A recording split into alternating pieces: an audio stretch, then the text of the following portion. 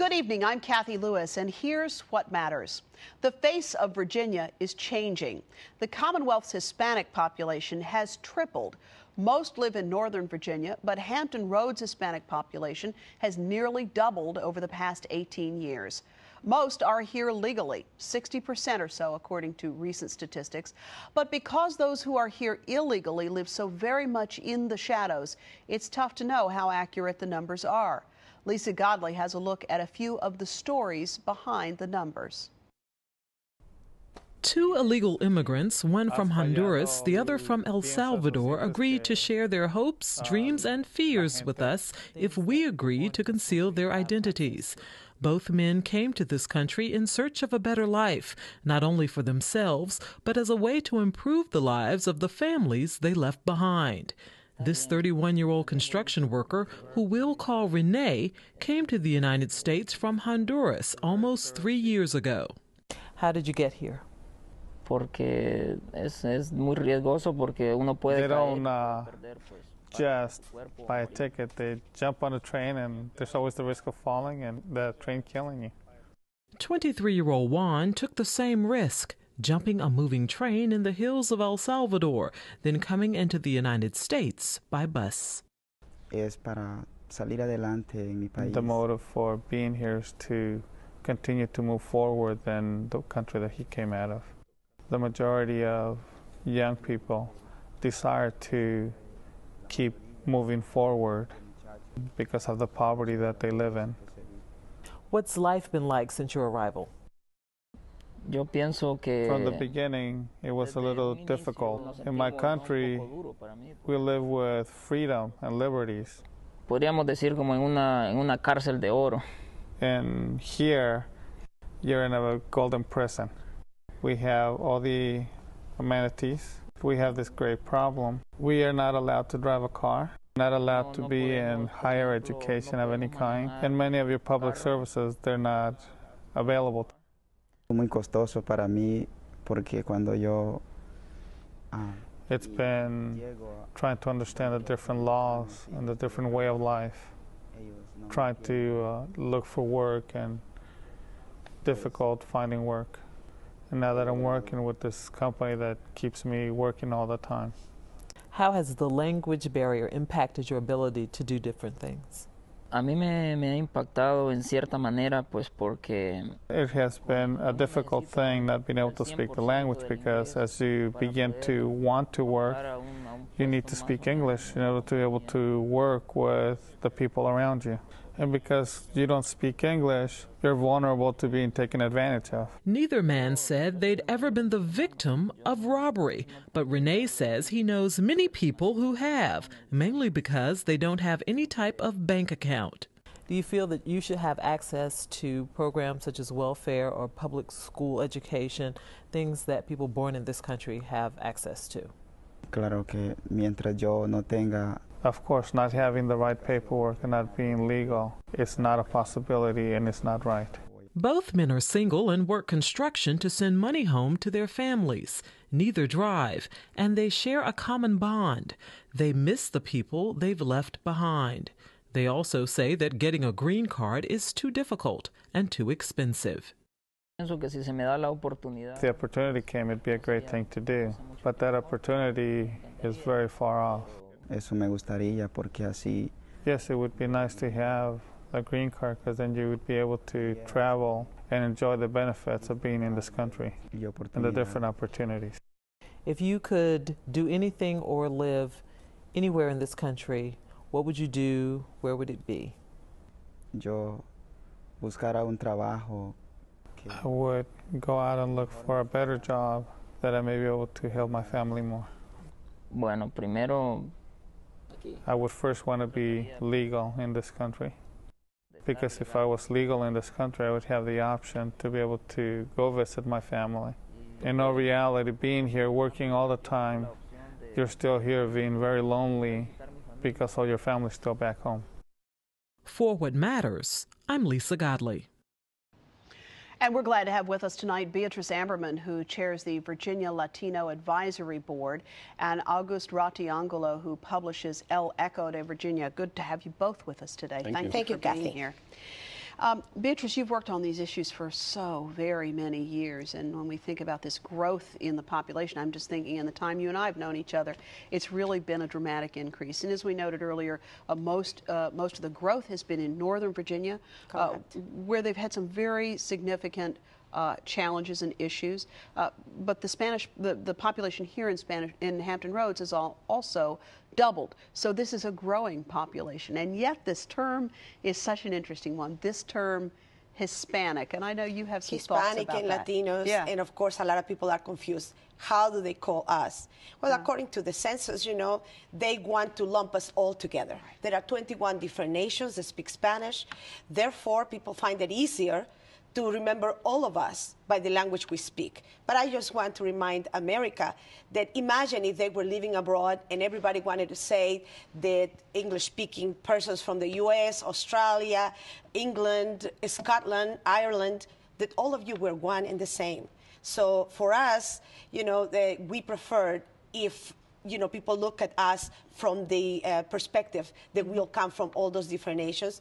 Language is one thing that unites us. Yeah. I mean, it's such a good point, because just at this table alone, you're from Mexico, you're from Peru, right? Yeah. And so I wonder, do you have that same thought about this term, Hispanic? Oh, very much. People like to be called by their place of origin. They have their pride in different things. Language is the common, but the customs are a little bit different. Food, especially. Sure. And we like to keep it separate. Yeah, sure, I understand that. And you've published this paper now since its inception, close right? to 18 years, 18 years, wow. And you've seen this population grow. I will tell you, I've seen the size of the paper grow as well. Not only grow, but change. Yeah. When we first started the paper, it was mainly Puerto Rican and Caribbean Latinos in Hampton Roads. And the growth has been mainly Central American and Mexicans. And we talked, Lisa's piece, I think, pointed up so very well the challenge for 12 million people in this country who are not here legally. And that, of course, brings us to this really thorny issue of legal versus illegal and where we go with all of this. Beatrice, as you know, I know you've been following this carefully, in Northern Virginia and Prince William County, they've enacted some of the toughest regulations against illegal immigration in the whole country. And they're having some effect, I think both intended and unintended, I suspect. That is correct. In Northern Virginia. And I'll tell you one thing. This is what I call Hispanic panic. And I like to give this lecture across the United States. First of all, I want people to understand that in Virginia, about 60% of the people that are of Hispanic origin in our state are actually citizens. And this is something that we have to keep in mind. Exactly. Because none of us wear anything on our bodies that could identify who is documented and who is undocumented. But it is this growth that has people imagine that almost everybody in the Latino community in Virginia are undocumented, which is not true. Have you ever had that experience of having someone confuse you in that regard? In other words, one thing I'm hearing from people who have an accent is the assumption that you're here illegally, when, as you point out, 60% of that population is legal citizens, residents, the whole thing. I have to tell you, I'm very thankful of my life in America. I've been treated extremely well. And that is one of the reasons why I like to volunteer. It's a way to pay back to this nation, all the wonderful opportunities and the wonderful life that I have. But I know of some of the people that actually, because of their humble appearance or beginnings, the assumptions make us sometimes treat people differently. I hope that with this we enlarge our point of view, because not because of how a person looks gives you, the idea that that person is undocumented. How about you? Very much. The looks is a first trigger that makes them think that they are illegal. Luckily, I guess for us as Latinos, we come in all shape and colors. So, but then on the other hand, it makes it difficult, other than opening our mouth and then with our accent they identify us. Sure. It's such an interesting point. And so those 60% that are citizens, then we talk about the other 40%. And even within that group, there are people who are still here legally. That is correct. This is a very complex it is. Theme. number one, there are many reasons why a person may be undocumented. And one of the greatest concerns for everybody from any nation, immigrants as a whole, is the fact that the backlog in the immigration system is quite long. I know of families that actually have applied to have family members come and reunite with them, and they've waited 11 years without any answer. So that desperation and that long separation many times makes people not only of Hispanic origin, but immigrants, you know, kind of come, visit, overstay their visas. That is one reason. And then, of course, also the fact that some people need work, and that is the other issue at hand. And I think the majority of people, when they think of undocumented immigration, they tend to focus just on the Latino community, and we don't tend to worry about people of European origin or people that may look more like the general population. And so, yeah, I've heard it said there's not a lot of concern about a fence on the northern border. That is correct. Yeah. And you are so correct. You know, though, that the intensity of the debate around this issue, we've seen it in Northern Virginia very clearly. The intensity of the debate around this issue is very, very strong. And, you know, people have very strong feelings about this. If you had, and you do have in some respects here, a chance to say something to people who feel very strongly that, look, if people don't, even if people come to this country legally and they don't follow the rules, they should not be here. What would you say? That is correct. And let me tell you, I can speak for the Latino leaders across the state of Virginia. We don't stand behind criminals in any way, shape, or form. If somebody, you know, commits a crime, I think that there are laws that should punish that type of behavior.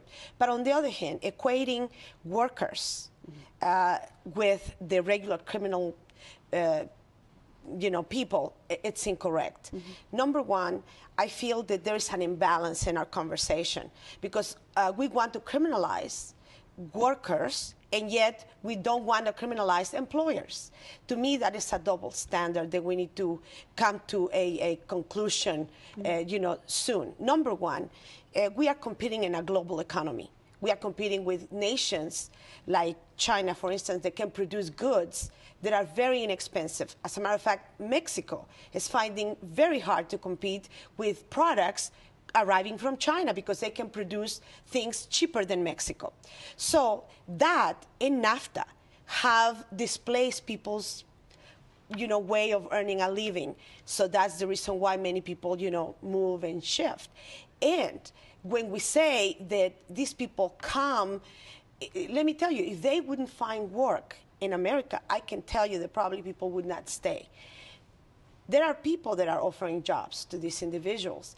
The aging of America also is another factor.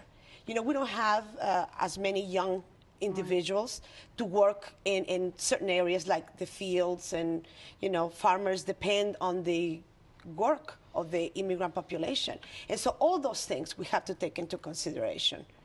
Yeah, you know, it's such an interesting point, too, when you think not just about those issues, but then about any time you have 12 million of anything, and that is what we would call the, I'll put it in air quotes, the illegal population. That's to say nothing of the legal populations here.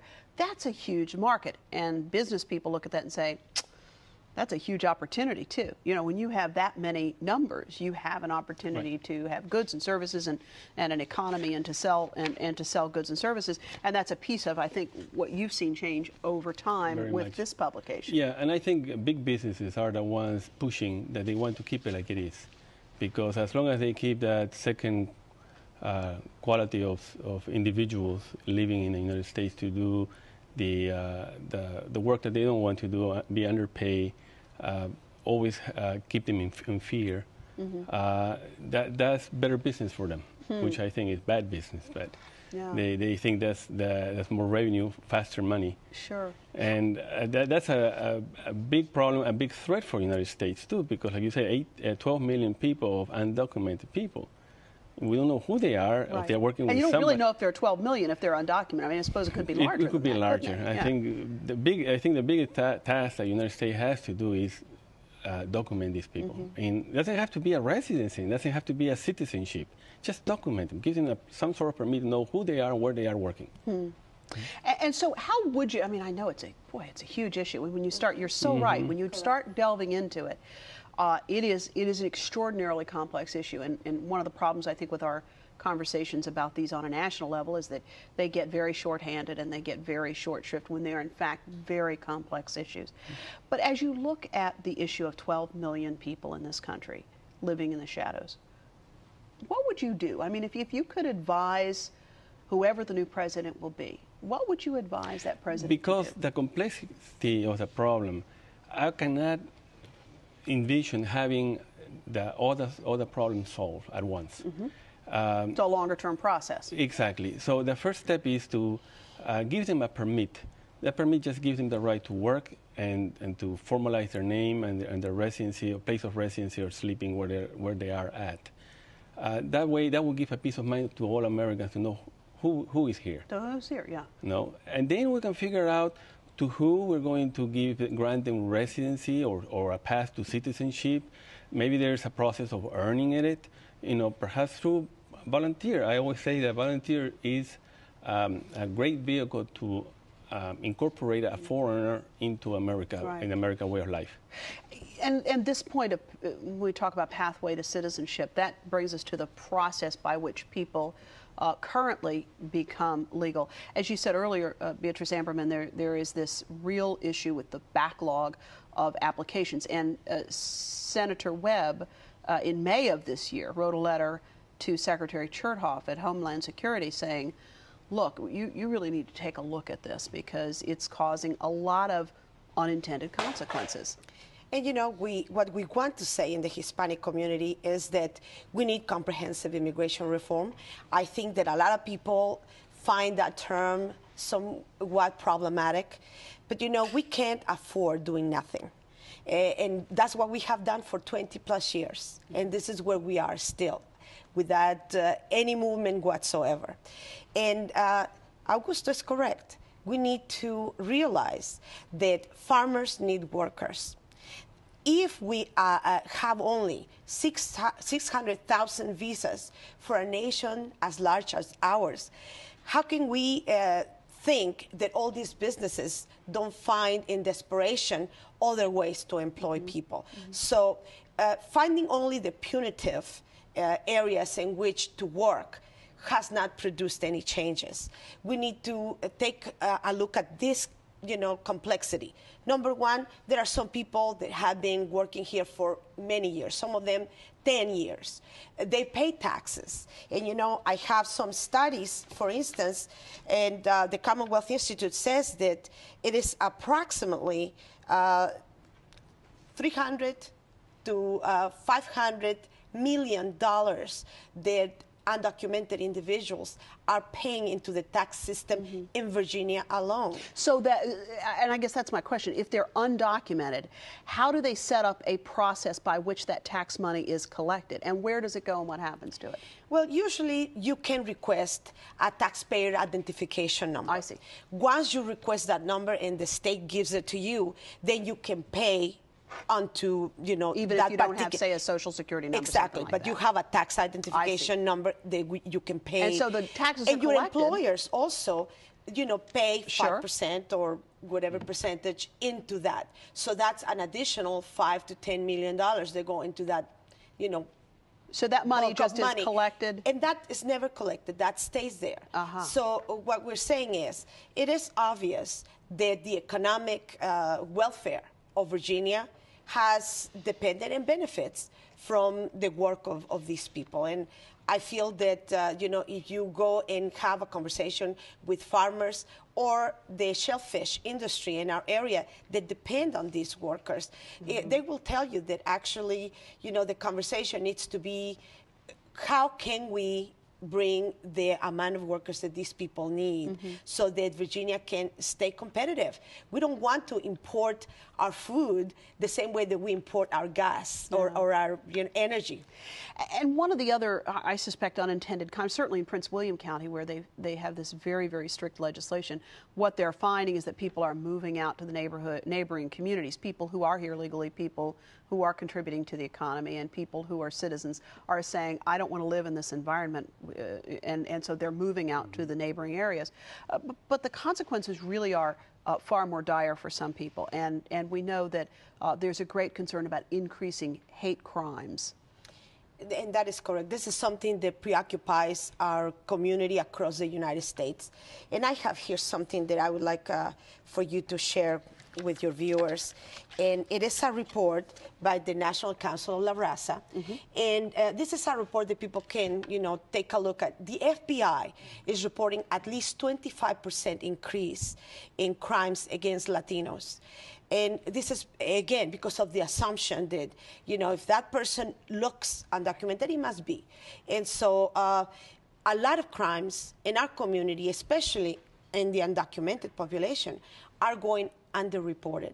And this is one of the issues why law enforcement across the United States, including the FBI, want to say, no, you have to allow us to have laws in which this type of individuals, so this population, feel protected somewhat.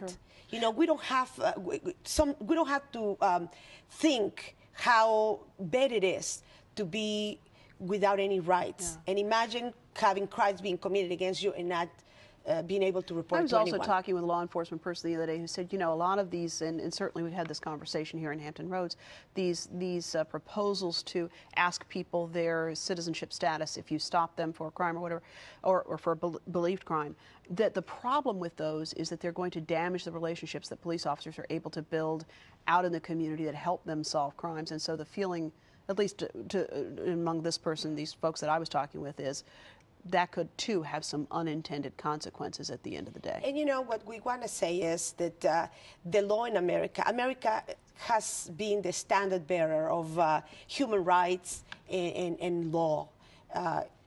And by that, we want to say, if you do that to one segment of the population, you have to do it to everyone. You cannot be selective and say it will only apply to people that have dark hair like me or a certain skin color. You cannot assume, unless you want us to wear something, our citizenship, and then that means that everybody has to wear it, not just us. Well, it is a fascinating issue. We won't resolve it tonight because, I think we would all agree, it is extraordinarily complex. And it's not going to get fixed overnight. That's a fact. But I'm grateful to both of you for being with us today to start the conversation, and we'll continue it as the weeks and the months go on. Thank you, Cathy. So it's a pleasure. Beatrice, nice to have you with us tonight. And Augusto, thank you for being with us as well. And it's El Echo, the Hispanic newspaper. You can pick it up at newsstands just about anywhere in Hampton Roads. It's a great publication. Has articles in Spanish and in English. And if you're like me, you haven't spoken Spanish since you spoke it in high school, you'll see just how much you've forgotten if you try to read the Spanish, but then the English is right there as well. I'll be back in a moment with a final thought.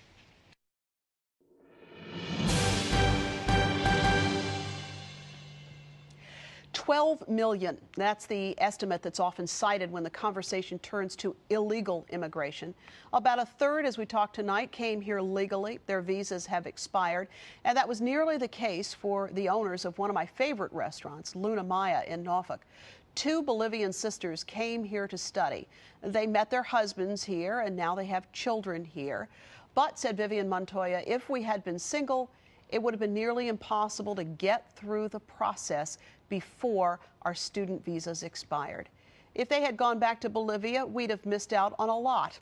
Not only their signature guacamole, which for me would have been a terrible loss, we'd also have missed the taxes and the economic impact of the 70 people they've employed since their business has been in operation. Behind everyone who comes to this country, there is a story. To be sure, not always one with a happy ending.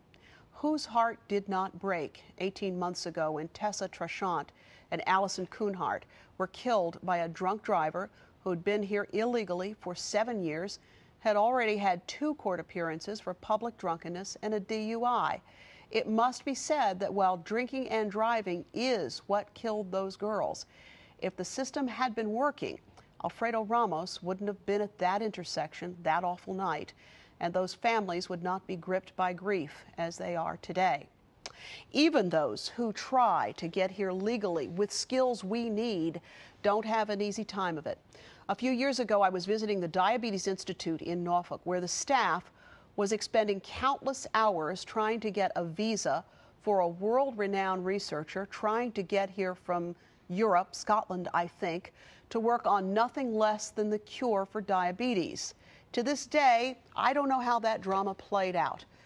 But the drama of 12 million people living in the shadows is playing out before our very eyes, and one hopes it is at the top of the agenda for whichever candidate takes the oath of office in January, because 12 million is a very big number.